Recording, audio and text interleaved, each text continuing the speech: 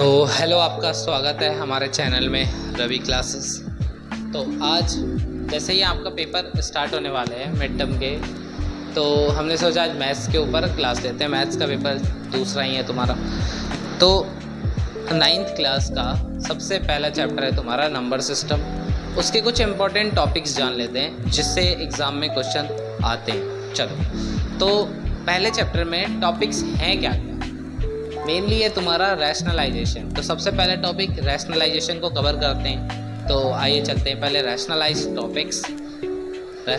Topics कर लेते हैं। उसके बाद कर लेते हैं उसके बाद तुम्हें प्रूव दैट कि कुछ क्वेश्चन करा दूंगा, नहीं तो फिर रैशनल नंबर निकालने के क्वेश्चन करा दूंगा। चलो थोड़ा सा स्टार्ट करते हैं जल्दी से।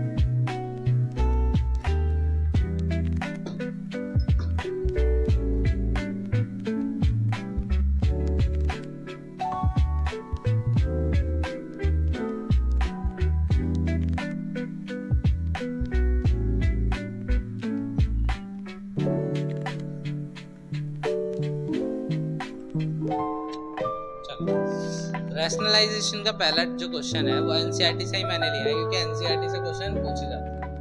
एनसीईआरटी मैंने लिख भी दिया, और फिर कुछ क्वेश्चन करेंगे जो तुम्हारे मिड टर्म के पेपर में आ चुके हैं। चलो पहला क्वेश्चन ट्राई करते हैं। ये तुम्हारे एनसीईआरटी का है, 1.4 चेक कर लेना। ये आ चुका है पेपर में, इसलिए सॉल्व करा रहा हूँ। चलो, अब इससे पहले एक फ्रैक्शन का टॉपिक है जो उसे पढ़ लेते हैं। फ्रैक्शन का एक टॉपिक आया था, ये फ्रैक्शन, ये तुमने बचपन में पढ़ रखा होगा, नहीं पढ़ा तो अब देखो। चलो, एक फ्रैक्शन तुम्हारा नॉर्मली फ्रैक्शन है 4/3। ऊपर वाले को कहते हैं न्यूमरेटर। क्या कहते हैं? न्यूमरेटर। और नीचे वाले को कहते हैं डिनोमिनेटर। नॉर्मली तुमने पढ़ रखा होगा बचपन में। चलो, ये न्यूमरेटर को हिंदी में कहते हैं अंश, और इसे कहते हैं पद। जो हिंदी मीडियम में वो हिंदी में लिख लेना, जो इंग्लिश मीडियम में वो इंग्लिश में लिख लेना। चलो, अब फ्रैक्शन को भी लिख देता हूँ, ये उसे कहते हैं भिन्न। चलो, फ्रैक्शन समझ में नहीं आया, भिन्न से तुमने पढ़ रखा होगा। चलो, तो रैशनलाइजेशन टॉपिक में मेनली हमें रैशनलाइज करना होता है डिनोमिनेटर को। किसको कहते हैं? डिनोमिनेटर को करते हैं मेनली। तो जो भी साइन है रैशनलाइज में, मेनली काम है तुम्हारा साइन का। अगर प्लस रहेगा डिनोमिनेटर में, तो तुम्हें डिनोमिनेटर से और न्यूमरेटर से दोनों को मल्टीप्लाई करना है, उसका साइन चेंज करके। चलो, जैसे मैं करके बताता हूँ। अगर यहाँ पे प्लस है तो इसको हम चेंज कर देंगे माइनस में, और माइनस रहेगा तो प्लस में कर देंगे। चलो, तो इसको मल्टीप्लाई कर दो नॉर्मल।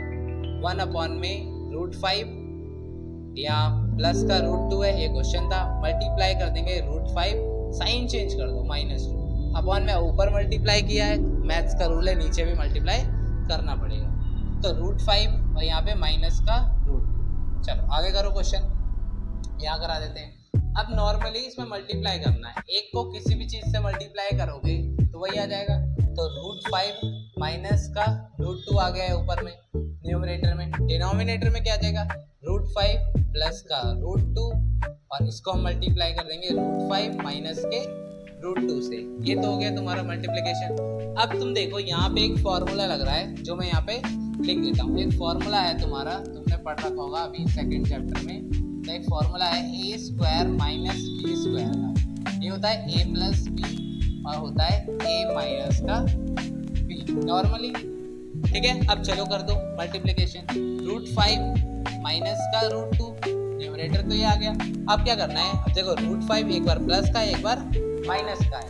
ठीक है, तो √5 का स्क्वायर करो, फॉर्मूला लगाओ, सेम टू सेम ही होगा।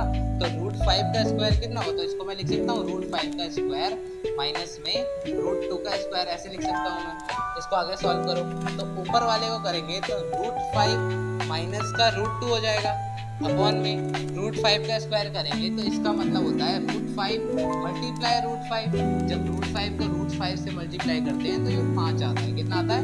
5 आता है। ठीक है, तो ये तुम्हारा आ गया 5 माइनस और रूट 2 का स्क्वायर नॉर्मली जैसे हमने रूट 5 का किया वैसे ही रूट 2 को कर दो तो ये हो जाएगा तुम्हारा 2।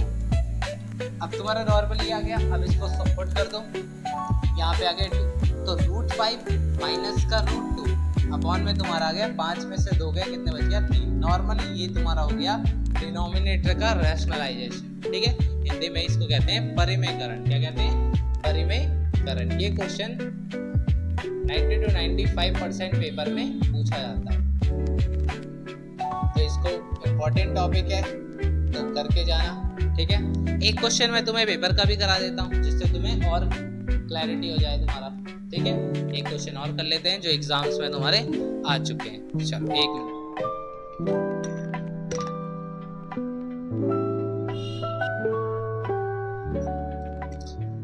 तो ये क्वेश्चन जो है ये तुम्हारे एग्जाम में आ चुका है, पहले भी मिड टर्म के एग्जाम में भी आ चुका है, फाइनल के एग्जाम में भी आ चुका है। तो इसको एक बार देख लेते हैं करते कैसे। चलो ये तुम्हें याद रखना है हमेशा, फॉर्मूला ए स्क्वायर माइनस बी स्क्वायर का फॉर्मूला होता है ए प्लस बी और ए माइनस बी। ये फ्रैक्शन मैंने इसलिए इरेज नहीं किया क्योंकि ये बहुत बच्चों को आता नहीं है, तो इसलिए मैंने ये कर दिया जिससे तुम्हें समझ आता है। चलो ये क्वेश्चन सॉल्व करके देखते हैं। अब देखो मैंने तुम्हें क्या बताया, यहाँ पे प्लस है, उस समय प्लस था तो हमने क्या किया माइनस, यहाँ पे माइनस है तो क्या करेंगे यहाँ पे बस प्लस कर देंगे और मल्टीप्लिकेशन कर देंगे। नॉर्मली करो मल्टीप्लिकेशन, 5 अपॉन में रूट 3 माइनस प्लस माइनस है, ये तो क्वेश्चन में ही है तो इसको पहले क्वेश्चन ही लिख दो। नॉर्मली अब मल्टीप्लाई कर दो साइन चेंज करके, तो रूट 3 प्लस का रूट 5 अपॉन में रूट 3 प्लस का रूट 5। ये हमारा नॉर्मली हमें अगर न्यूमरेटर में मल्टीप्लाई किया है तो डिनोमिनेटर में भी मल्टीप्लाई करना ही पड़ेगा, ये मैथ्स का रूल है। चलो नेक्स्ट क्वेश्चन, इसको आगे करते हैं। अब तुम्हारा ये हो गया 5 को इससे पूरे से मल्टीप्लाई करो, पहले 5 को रूट 3 से मल्टीप्लाई करो। 5 को रूट 3 से करोगे, देखो ये रूट वाला तो रूट में ही रहेगा, ये 5 वाला बाहर है रूट के, तो ये हो जाएगा 5 रूट 3। बीच में साइन क्या है प्लस है तो प्लस का प्लस ही हो जाएगा। अब 5 को रूट 5 से मल्टीप्लाई करेंगे तो ये हो जाएगा 5 रूट 5 अपॉन में तुम्हारा हो गया तुम्हारा ये रूट 3 माइनस रूट 5 और रूट 3 प्लस का रूट 5। इसको हम क्या करेंगे जैसे नॉर्मली करते हैं हम फ्रैक्शन में वैसे करेंगे, तो रूट 3 माइनस का रूट 5 और यहाँ पे हो गया तुम्हारा रूट 5 रूट 3 प्लस का रूट 5। अब इसे हम सेम नॉर्मली जैसे क्वेश्चन से किया था वैसे ही करेंगे। चलो फॉर्मूला भी लगाओ इसमें। चलो 5 यहाँ पे तुम्हारा हो गया 5 रूट 3 प्लस का 5 रूट 5 और अपॉन में तुम्हारा हो गया रूट 3 का स्क्वायर, फॉर्मूला लगेगा रूट 3 का स्क्वायर और यहाँ पे हो गया तुम्हारा माइनस रूट 5 का स्क्वायर। चलो अब ये तुम्हारा हो गया नॉर्मली क्वेश्चन, इसको आगे करो तो ये करेंगे तो अब देखो ऊपर वाले में देखो तुम 5 कॉमन आ रहा है, कितना आ रहा है 5 कॉमन, तो 5 यहाँ से कॉमन भी ले सकते हो, तो 5 कॉमन लिया तो यहाँ पे आ गया रूट 3, तो बात तो वही पड़ेगा मल्टीप्लिकेशन, तो 5 कॉमन नहीं, 5 रूट 3 प्लस का 5 रूट 5 अपॉन में तुम्हारा आ गया रूट 3 का स्क्वायर कितना होगा 3 माइनस और रूट 5 का स्क्वायर कितना होगा 5। तो देखो ऊपर वाला न्यूमरेटर नॉर्मली वैसे ही लिख दो 5 रूट 5। अब इसको अगर न्यूमरेटर अगर 3 में से 5 जगह कितना हो जाएगा माइनस का 2, माइनस का भी डिनोमिनेटर में रहता नहीं है तो ये पूरे में हो जाएगा माइनस का 5 रूट 3 प्लस का 5 अपॉन में तुम्हारा आ गया कितना, ये आंसर। तो ये तो हो गया नॉर्मली तुम्हारा क्या रैशनलाइजेशन। अब रैशनलाइजेशन के बाद टॉपिक आता है तुम्हारा find the rational number between 2 digit number दे देगा या कोई भी फ्रैक्शन नंबर दे देगा, उसमें हमें रैशनल नंबर निकालने के लिए पूछता है। तो ये एक बार टॉपिक कर लेते हैं जो तो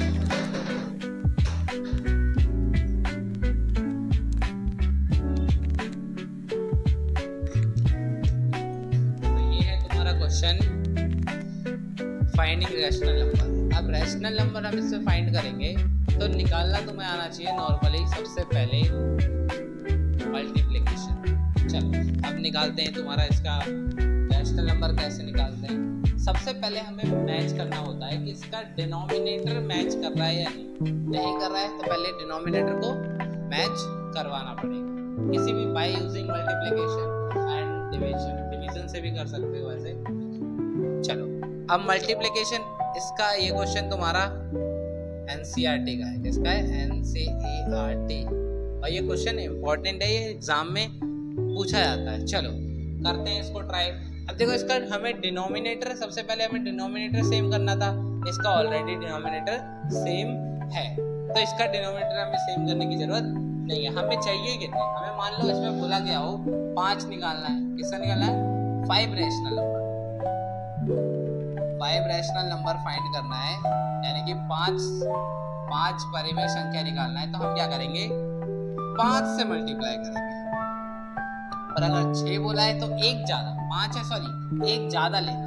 5 है तो 6 निकालेंगे, 6 से मल्टीप्लिकेशन करेंगे, और 6 रहेगा तो 7 से। वैसे मतलब एक जितना बोला जाए उसमें से एक प्लस करके करना मल्टीप्लाई, जिससे क्या होगा, तुम एक ही बार में तुम्हारा आंसर आ जाएगा। ज्यादा तुम्हें प्रैक्टिस करने की जरूरत नहीं है। तो नॉर्मली चलो करो 3/5 एंड 4/5। अब हमारे डिनोमिनेटर सेम है और हमें चाहिए कितने? 5। तो हम नॉर्मली 6 से मल्टीप्लाई करते हैं। ठीक है, अब दोनों सेम ही है तो सब में 6 से ही कर दो। इंटू 6 और इसमें भी इंटू 6 और इंटू 6। अब जरूरी नहीं है तुमने यहाँ पे 6 किया तो यहाँ पे भी 6 से ही करोगे, जरूरी नहीं है, पर डिनोमिनेटर सेम है तो हम यहाँ पे करेंगे। तो डिनोमिनेटर सेम लाने के लिए हमें भी यहाँ पे भी 6 से ही मल्टीप्लाई करना पड़ेगा। देखो 3 को 6 से मल्टीप्लाई करोगे 18, और 5 को 6 से करोगे 30।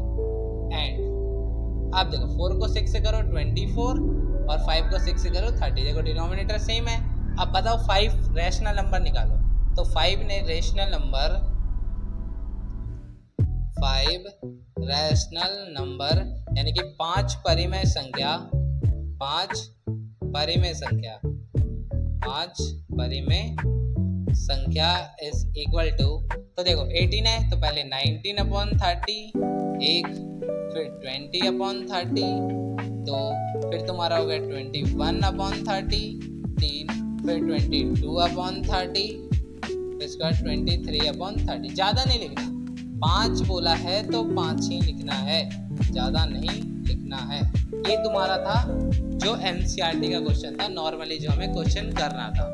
अब करेंगे हम जो मिड टर्म के एग्जाम में तुम्हारे आ चुका है। ठीक है, उस पर एक बार नज़र डालते हैं, क्योंकि ज़रूरी तो हमारे प्रीवियस ईयर क्वेश्चन भी होते हैं, तो उसको भी एक बार ट्राई करते हैं। चलो मैं क्वेश्चन लिख देता हूँ, तब तक एक बार आप स्क्रीनशॉट ले सकते हो। तो एक बार देख लेते हैं इस क्वेश्चन को भी जो एग्जाम में आ चुका है तुम्हारे मिड टर्म में। चलो तो ये क्वेश्चन क्या है? इस क्वेश्चन में हमें क्या करना है? सबसे पहले टॉपिक है तुम्हारा डिनोमिनेटर को इक्वल।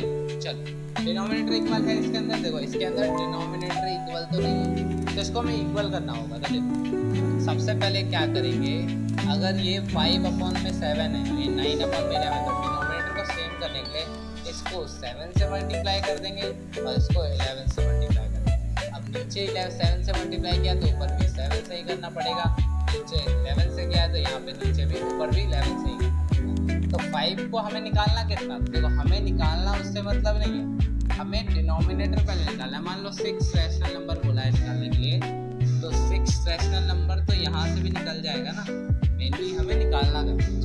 तो 6 रैशनल नंबर यहाँ से निकालना है। 5 को 11 से करेंगे 55, और 7 को 11 से करेंगे 77, एंड और 9 को 7 से करेंगे तो 63, और 11 को 7 से करेंगे तो ये भी आ जाएगा 70। देखो डिनोमिनेटर तो तुम्हारा सेम आ गया, डिनोमिनेटर तो सेम आ गया। अब डिनोमिनेटर जब सेम आ गया तो तुम्हें क्या करना है, इसको नॉर्मली चेक कर लो कितने आएंगे। तो अगर रैशनल नंबर की बात करें, 6 रैशनल नंबर की बात करें तो तुम्हारा पहला हो जाएगा तुम्हारा 56/77, 57/77, 58/77, 59/77, 60/77। ये तुम्हारे 5 हो गए, और एक और लिख लो 61/77। ये तुम्हारे 6 रैशनल नंबर हो गए। बस ये आंसर, बस इतना ही करना है, जितना हो सके उतना ही करना। ठीक है, जरूरी नहीं है कि अगर आगे तुम्हें नहीं आ रहा है मल्टीप्लाई करना तो पेपर में उतना ही छोड़ दो, गलत मत करो। गलत करोगे तो मार्क्स क्या होंगे? कम ही मिलेंगे। पर अगर थोड़ा सा भी करते हो तुम्हें आता है, तो टीचर देखता है कि तुम्हें एक आधा नंबर दे दे, तो जहाँ तुम्हें 0 मिलने वाले थे वहाँ आधा नंबर मिल गया, तो उसमें अच्छी बात है ना। इसलिए जहाँ तक तुम्हें पेपर में आता है वहीं तक करो। ठीक है, चलो ये तो तुम्हारा हो गया तुम्हारा टॉपिक, इसका ये हो गया तुम्हारा फाइंडिंग रैशनल नंबर। अब कुछ मल्टीप्लिकेशन आते हैं, वो भी देख लेते हैं एक बार। बस मल्टीप्लिकेशन करते हैं, फिर वीडियो को एंड करते हैं। फिर नेक्स्ट चैप्टर यानी कि पार्ट 2 में तुम्हारा देखेंगे, तुम्हारा नंबर लाइन पे प्रूफ करने वाला हो सकता है, या फिर तुम्हारा नॉर्मली सो दैट के कुछ क्वेश्चन आते हैं चैप्टर नंबर 1 के, वो भी हम देख लेंगे। चलो बस एक टॉपिक लास्ट का क्लियर करते हैं, फिर वीडियो को एंड करते हैं। वीडियो ज़्यादा लंबी हो जाएगी इसलिए, ठीक है।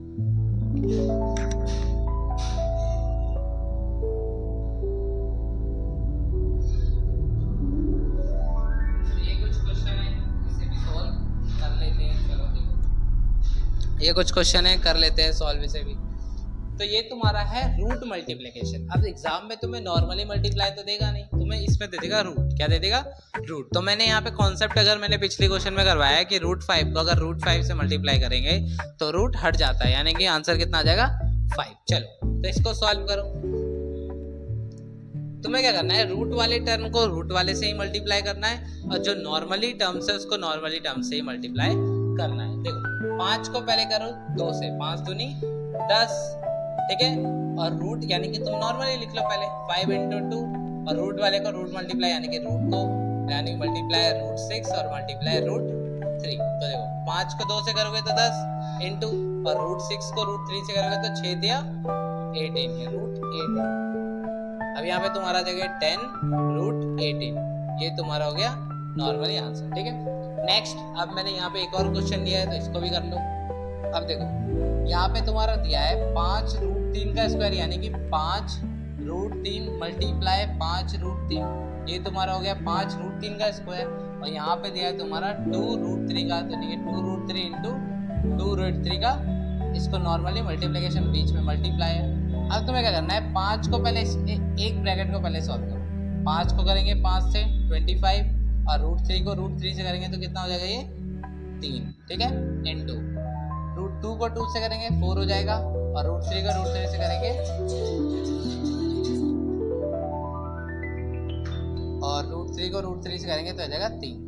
25 को 3 से करेंगे 125, इंटू 4 को 3 से करेंगे 12। अब इसको नॉर्मली मल्टीप्लाई कर दो।